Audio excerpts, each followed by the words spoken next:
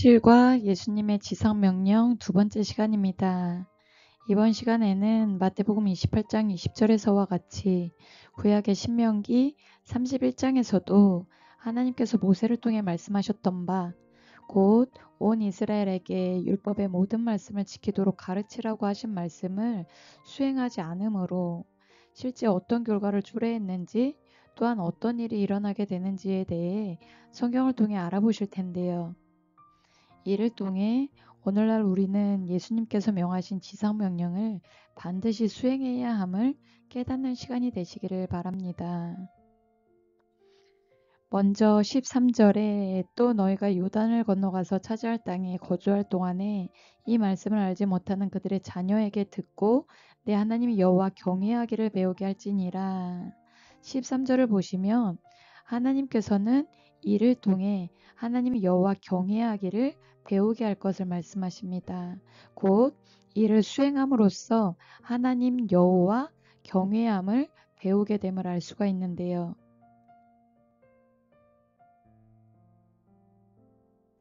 주께서 이르시되 이 백성이 입으로는 나를 가까이하며 입술로는 나를 공경하나 그들의 마음은 내게서 멀리 떠났나니 그들이 나를 경외함은 사람의 계명으로 가르침을 받았을 뿐이라.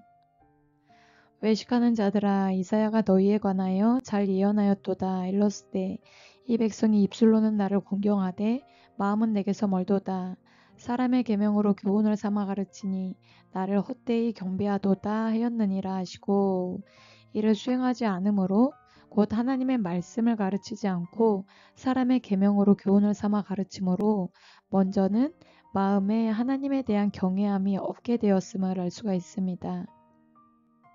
곧 입술로는 하나님을 믿는다고 하고 주님이라고 부르나 마음은 멀리 떠나 전혀 주님이라고 생각하지 않는 거죠.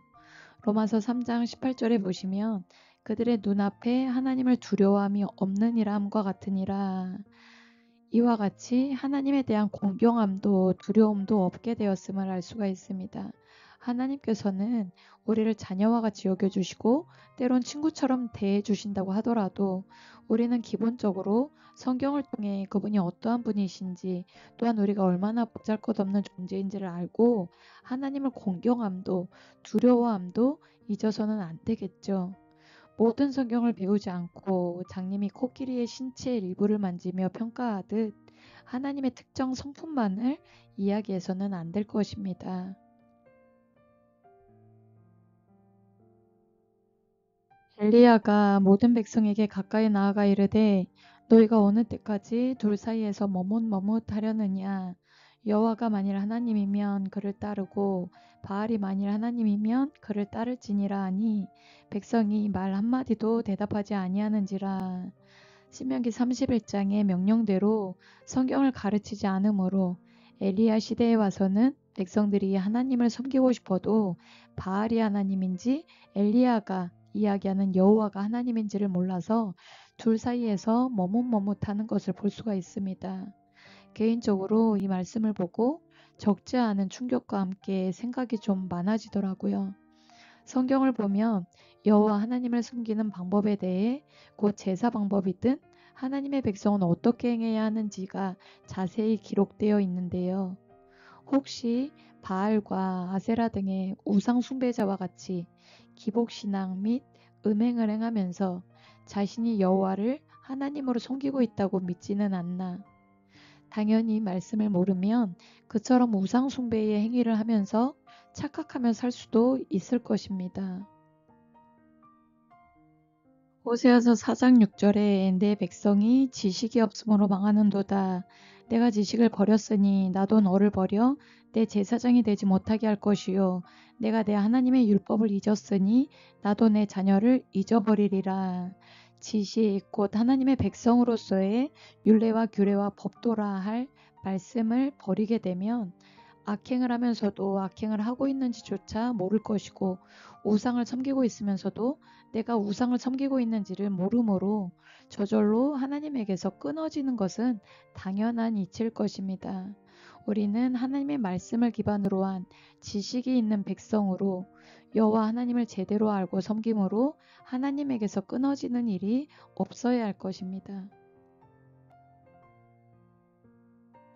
전에 그들에게 이르기를 이것이 너희 안식이요 이것이 너희의 상쾌함이니 너희는 곤비한 자에게 안식을 주라 하였으나 그들이 듣지 아니하였으므로 여호와께서 그들에게 말씀하시되 경계에 경계를 더하며 경계에 경계를 더하며 교훈에 교훈을 더하며 교훈에 교훈을 더하고 여기서도 조금 저기서도 조금 하사 그들이 가다가 뒤로 넘어져 부러지며 걸리며 붙잡히게 하시리라. 경계와 교훈의 말씀을 여기서 조금 저기서 조금 하는 것은 하나님께서 하나님의 말씀을 듣지 않는 이스라엘 백성을 넘어지게 하시는 방법이었음을 알 수가 있습니다. 성경을 여기서 조금 저기서 조금 가르치고 배우는 것은 넘어지는 신앙이 될 수밖에 없음을 유념하고 모든 말씀을 가르치고 지켜 행하게 해야 할 것입니다.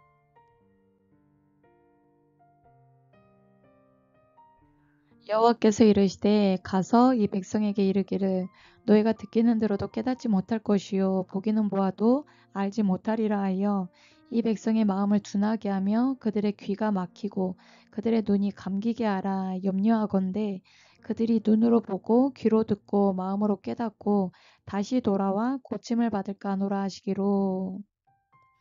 너희는 놀라고 놀라라. 너희는 맹인이 되고 맹인이 되라. 그들의 취함이 포도주로 말미암음이 아니며 그들의 비틀거림이 독주로 말미암음이 아니니라. 대저 여호와께서 깊이 잠들게 하는 영을 너희에게 부어주사 너희의 눈을 감기셨으니 그가 선지자들과 너희의 지도자인 선견자들을 덮으셨음이라. 하나님은 성경을 통해 살 길을 알려주시고 살 길인 주의 도를 배우고 가르치라 하셨음에도 그래서 살라고 하셨음에도 저들이 하나님의 말씀 곧 지식을 버리자 결국은 아예 눈을 감기게 귀가 막히게 마음을 둔하게 하셔서 깨닫고 돌아와 고침을 받을 수 없도록 하나님께서 막아버리셨음을 알 수가 있습니다.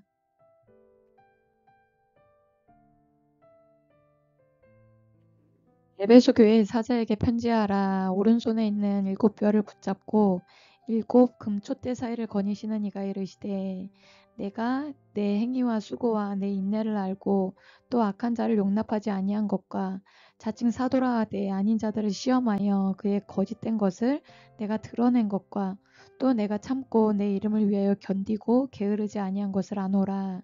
그러나 너를 책망할 것이 있나니 너의 처음 사랑을 버렸느니라. 그러므로 어디서 떨어졌는지를 생각하고 회개하여 처음 행위를 가지라. 만일 그리하지 아니하고 회개하지 아니하면 내가 내게 가서 내 촛대를 그 자리에서 옮기리라.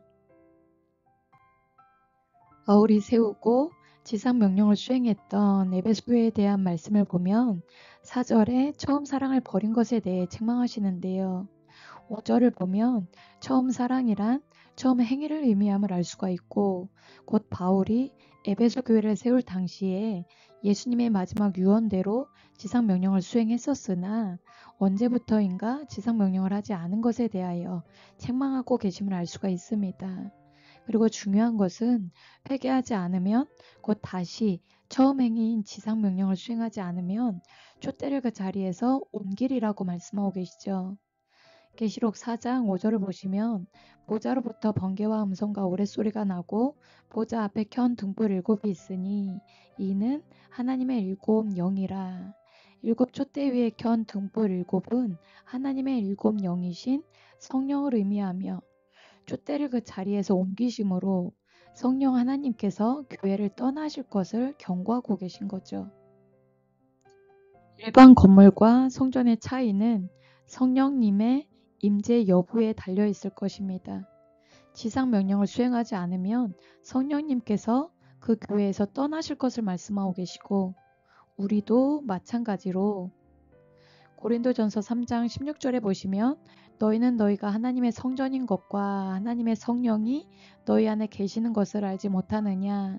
고린도전서 6장 19절에서 20절에 너희 몸은 너희가 하나님께로부터 받은 바 너희 가운데 계신 성령의 전인 줄을 알지 못하느냐. 너희는 너희 자신의 것이 아니라 값으로 산 것이 되었으니 그런즉 너희 몸으로 하나님께 영광을 돌리라. 우리도 마찬가지임을 알 수가 있습니다. 속에 성령이 오심으로써 하나님의 성전이라 칭하고 계심을 볼 수가 있죠. 교회는 반드시 지상명령을 수행해야 함을, 또한 우리 개개인도 지상명령을 수행함으로써 내 속에 계신 성령의 도우심을 받으며 모든 말씀에 대한 풍성한 지식과 온전한 행함으로 거룩하신 하나님께서 거하시기에 합당하도록 세워져 가야 할 것입니다. 요한복음 1장 1절 태초에 말씀이 계시니라. 이 말씀이 하나님과 함께 계셨으니 이 말씀은 곧 하나님이시니라. 말씀이 곧 하나님이심을 볼 수가 있는데요. 우리가 지상 명령을 수행할 때에 세상 끝날까지 항상 함께 있으리라는 말씀대로 내 안에 성령 하나님과 말씀 되신 하나님이 우리와 항상 함께 하심으로 육과 영분별에서 보신 거짓 영의 미혹으로부터 안전할 수 있을 것입니다.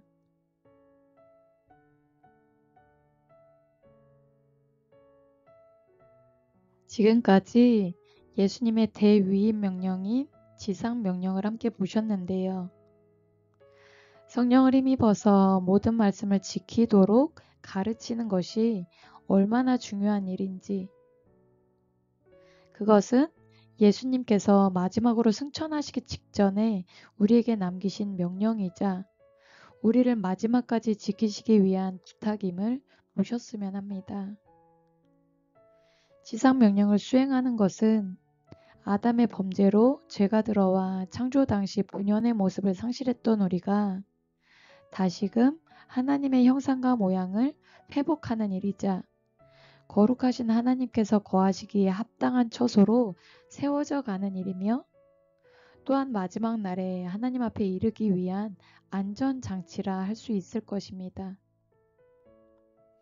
개인적으로 부탁드리는 것은 성령을 아직 못 받으신 분들은 성령을 간절히 사모하시고 받기 위해 힘쓰시기를, 이미 받으신 분들은 말씀 들으시기 전에 반드시 방언으로 기도하신 후 함께 해주시기를, 그래서 사람이 아닌 성령님께서 친히 스승이 되어 주시기를 소망하며 부탁드립니다.